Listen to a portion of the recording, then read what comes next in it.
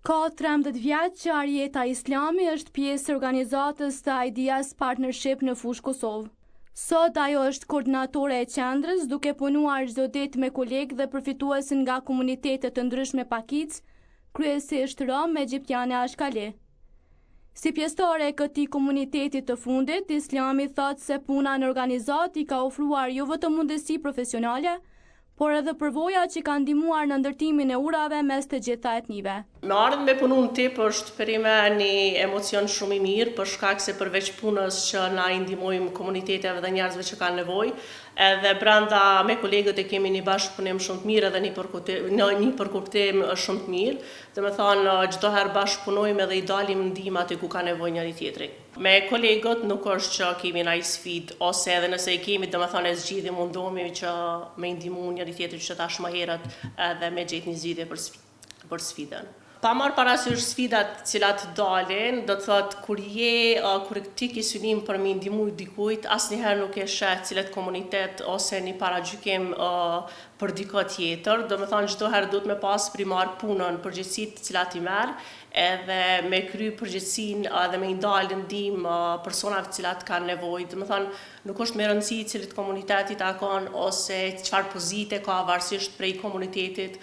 Do të thonë duhet me pas një bashkëpunim të mirë fillt që puna me shku shumë mirë.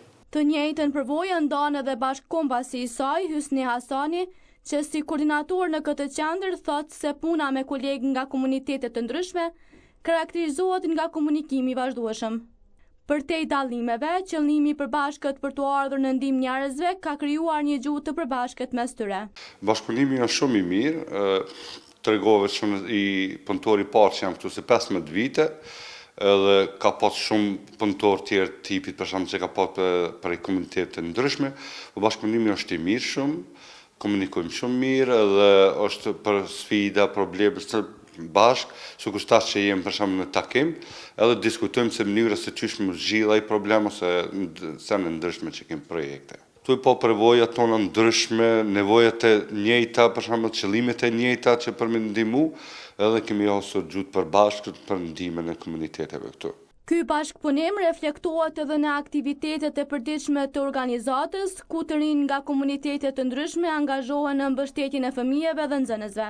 Ata kontribuojnë si asistent në punën me fëmijët e kopshtit dhe nxënësit e shkollave fillore, duke krijuar një mjedis ku bashkëpunimi dhe mirëkuptimi ndërtohen që në moshë të hershme. Për drejtorin ekzekutiv të organizatës, shqiptarin Arban Osmani, kjo çështje ka qenë pjesë e punës së organizatës që nga fillimi i saj. Ai thotë se përfshirja komuniteteve të ndryshme në staf jo vetëm që ka ndihmuar në krijimin e besimit të qytetarëve, por edhe në kuptimin më të mirë të nevojave të tyre. Organizata jonë për momentin ka 20 punëtorë aktiv.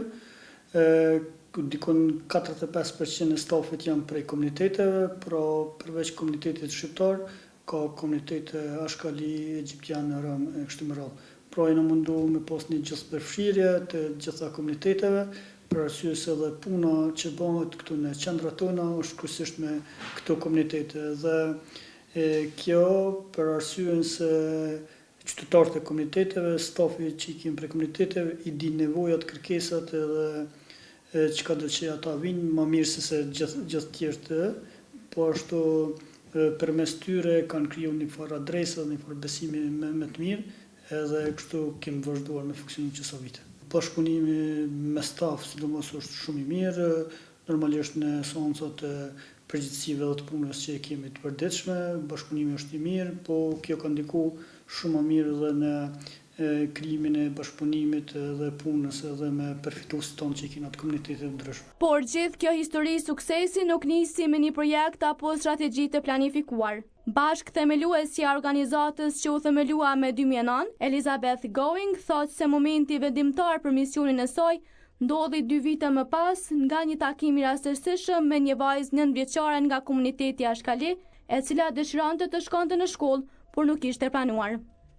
Ideja ka fillu me një varg qëllimesh, se kemi punu edhe vazhdojmë me punu edhe me ambientin, edhe me trashëgimin kulturor, por një mësuese me profesion, pra mas shumëti për arsimin, por jo veçanërisht për komunitetet pakicë në atë kohë, kur kemi themelu organizatën. Mirë po, krejt puna dhe natyra e organizatës ka ndryshu kur unë jam taku rasisht me një vajzë nga komunitetin Ashkali, vajzë 9 vjeçare, Gjelania, edhe ajo më ka tregu që ajo ka dëshirë me shku në shkollë, edhe shkolla nuk e ka pranu. Pra unë si mësuese kam thënë që unë mundem të mësu në mënyrë që ti mundesh me kalu testin që ka vendos shkolla si farë barrier për pjesëmarrje në shkollë. Edhe ideja ose përgjigja e saj është shumë interesant kur kam thënë hajde edhe të mësojmë bashkë çdo ditë, ajo thotë a mund të vinë edhe shoqet e mia? Edhe kjo më ka bërë shumë përshtypje, sepse faktikisht kjo është mënyre ma transformuese që mundesh me reagu ndaj një mundësi, jo vetëm me marrë atë mundësi për veten, por edhe a munden marrë edhe shoqëria ime. Edhe kështu ka thënë ajo edhe prej një fëmijë u zgjeru në një aktivitet kur Sipas Going, paragjykimet thyen më lehtë kur njerëzit njihen dhe bashkëpunojnë me njëri tjetrin. Ajo thotë se përmes vullnetarizmit, arsimit dhe punësimit, pjesëtarët e komuniteteve të ndryshme krijojnë marrëdhënie që ndikojnë në uljen e diskriminimit dhe forcimin e mirëkuptimit në shoqëri. Bashkëpunimi është shumë i mirë, edhe më pëlqen sepse ne nuk e bëjmë bashkëpunim mes komuniteteve si një projekt. Ne e bëjmë përmes aktivitetet që njerëz që kanë një qëllim të përbashkët hasin njëri tjetrin gjatë punës. Jo që atë bashkëpunim është qëllimi në vetvetin, por kjo del rrugës edhe në mënyrë natyrshme.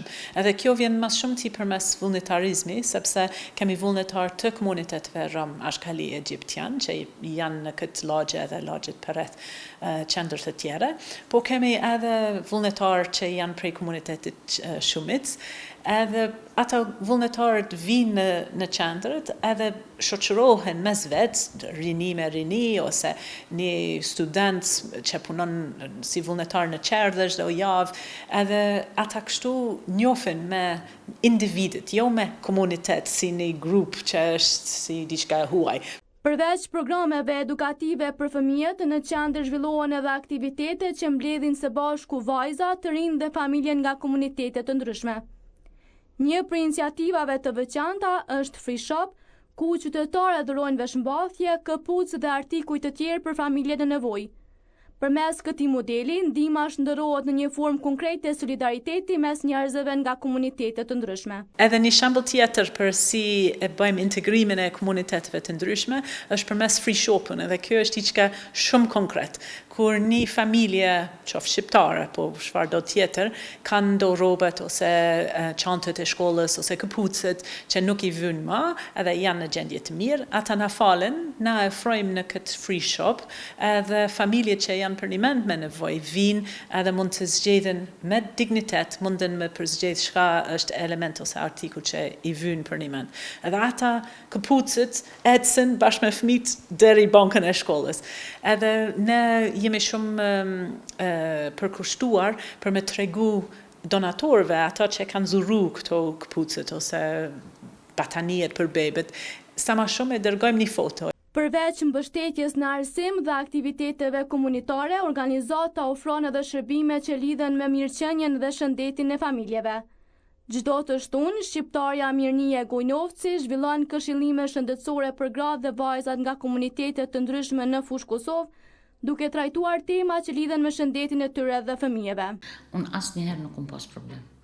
Unë shumë kom punu në për komunitet, shumë kom hina për shtëpi aty, në shko kuj vizitav që kena puna për shtëpi, për shtazana, për bebat e vogla, për fëmijë deri në 3 vjeç, për vaksinim në për shtëpia, nuk kom pas kur problem, kur s'kan hezitu, asu nuk kom hezitu, pas ata nuk kanë hezitu. Se mo me kolegët të nuk kom, e këtu kaloj shumë mirë. Nuk muj me thonë, nuk e di, nuk muj me dalu është një komuniteti tjetër, apo çfarë komuniteti është. Mënyra që na pranojnë është shumë e mirë.